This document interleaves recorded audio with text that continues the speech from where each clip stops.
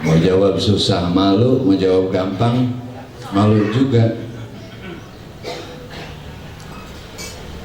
Gampang memaafkan, kan sebetulnya teorinya memaafkan itu gampang, asal kita sudah ridho dengan apa yang dia lakukan, selesai kan. Cuma masalahnya hati. Kita bisa memaafkan paling di mulut. Kalau kita diminta untuk memaaf, ya saya maafkan, kira-kira sampai hati apa enggak itu? Kalau enggak sampai hati belum ada artinya. Kalau cuma di mulut doang, siapa juga bisa. Ini makanya maaf-maafan lebaran. Kalau lebaran kan setiap ketemu orang kita minta maaf. Itu udah sah apa belum minta maafnya? Menurut para sufiin, minta maaf di lebaran itu belum sah. Sebab minta maaf kepada seseorang yang kita zolimi harus kita sebut kesalahan kita. Misalnya, gue minta maaf kemarin gue jelek-jelekin lu, padahal nggak perlu dijelek-jelekin juga, emang lu mau ada jelek.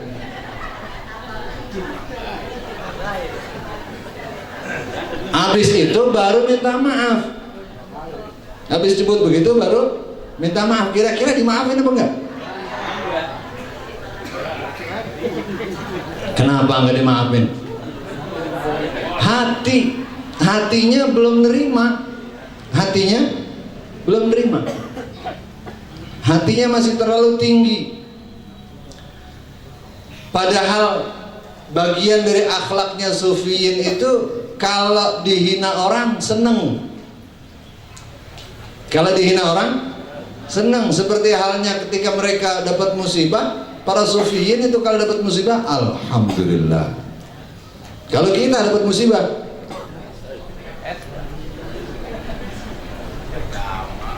nyumpah-nyumpah gitu. Bahkan kita mencoba untuk mencari kambing hitam. Kita coba mencari orang yang bisa disalahin. Emang gara-gara si Anu nih. Kalau nggak gara-gara dia, nggak kayak gini.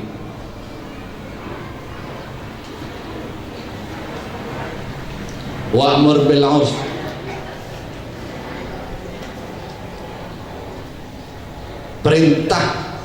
memerintahkan untuk mengerjakan yang ma'ruf, yang benar. Kalau perintah mengerjakan yang benar ini muncul dari hati, maka seperti apa yang dicontohkan oleh Rasulullah ketika memerintahkan sesuatu, sebelum mengajarkannya pada orang lain, beliau dulu yang mencontohkan untuk mengerjakannya. Kalau kita kan, ini kerjaan para kiai, para ustadz, para mubalighin, persis kayak calok terminal, ngajakin orang, yuk ibadah, yuk berbuat baik. Dia sendiri belum tentu ibadah, belum tentu berbuat baik, tapi punya dalil. Ibadah kita adalah dakwah. Jadi ketika diajak bersedekah, ayo sedekah. Sedekah kita adalah dengan memberikan ilmu benar. Ustadz, kiai, ajengan, para mubalighin punya dalil. Kalau bapak-bapak punya dalil nggak? Makanya jangan ikut-ikutan.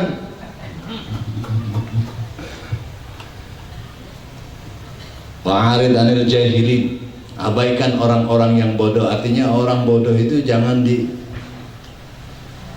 ladenin. Ini bahasa orang Betawi.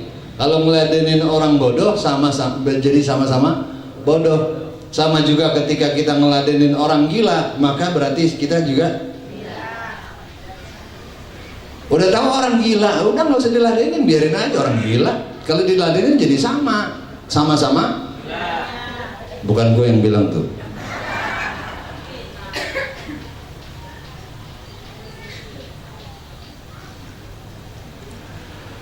Rasulullah sallallahu alaihi wasallam dalam sebuah sabdanya, ala ukhbirukum bi ahabbakum ilayya wa aqrabukum minni majlisan yaumal qiyamah. Maukah kalian kuberitahu siapa di antara kalian yang punya posisi tercinta di hatiku, kata Rasulullah. Dan siapa di antara kalian yang nanti majelisnya akan paling dekat denganku di hari kiamat? Kira-kira kita masuk apa enggak nih? Jawaban beliau, kalau kita masuk, pertahankan, jangan sampai menjauh dari majelis itu. Qalu bala, para sahabat menjawab, ya Rasulullah. Kemudian Rasulullah menjawab lagi, ahasinukum akhlaqan wa muwatta'una aknafan lilladzina ya'lafuna wa yu'lafun. Orang-orang yang kelak akan menempati posisi paling dekat denganku di hari kiamat nanti adalah mereka yang paling baik akhlaknya, mereka yang paling luhur budi pekertinya.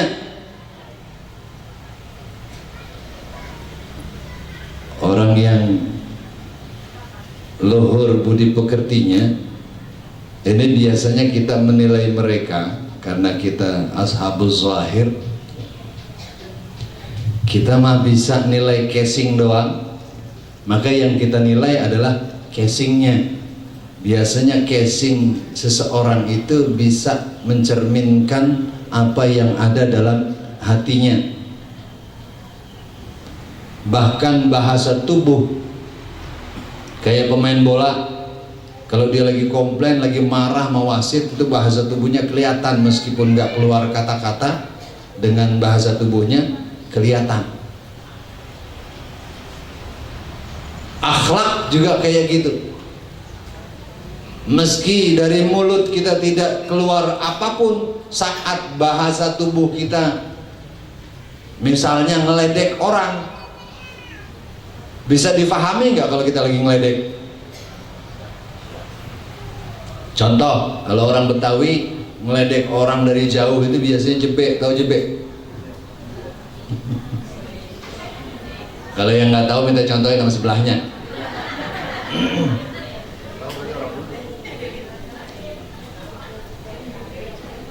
Ntar kasih tahu anak-anaknya, biasanya anak-anak sekarang tuh nggak ngerti. Dulu orang Betawi nyebut sendok tuh tesi, anak sekarang nggak ada yang kenal tesi.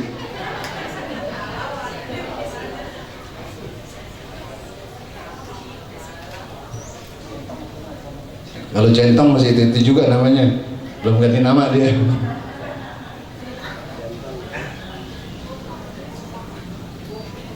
Dan orang yang punya kelembutan hati,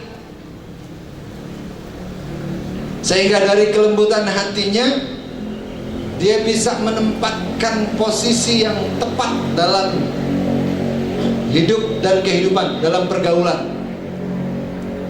Seperti yang saya bilang di awal tadi, kalau hati kita tinggi, pasti style kita tinggi, sikap kita juga tinggi. Kalau sikap kita tinggi, pasti ngelihat orang rada rendah.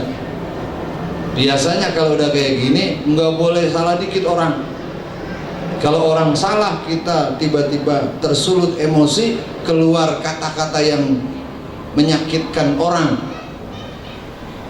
Ini sumbernya dari mana? Dari hati. Saat kita tersinggung sedikit, berbagai macam ucapan yang menyakitkan orang tanpa terkontrol keluar.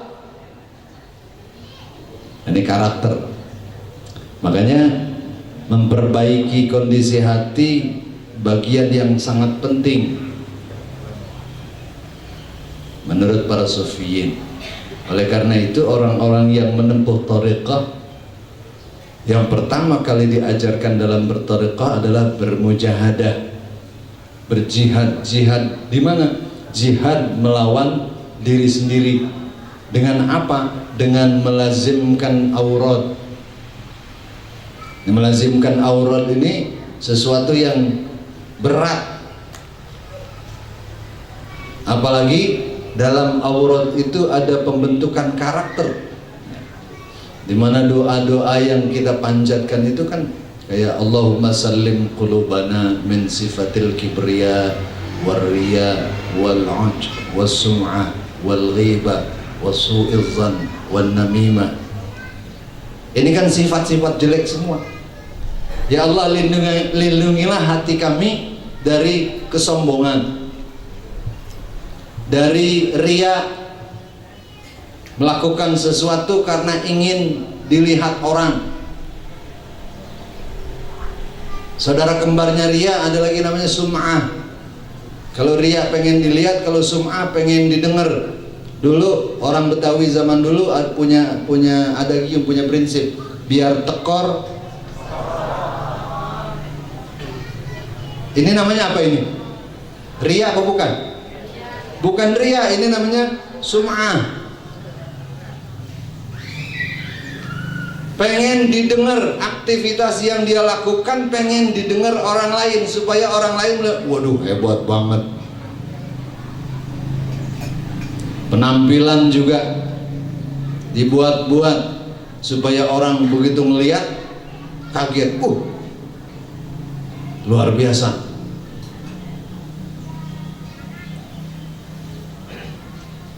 Tapi meski begitu, kalau kondisi hatinya masih tinggi, nggak akan bisa dia mengeluarkan output yang terbebas dari penyakit-penyakit hati tadi.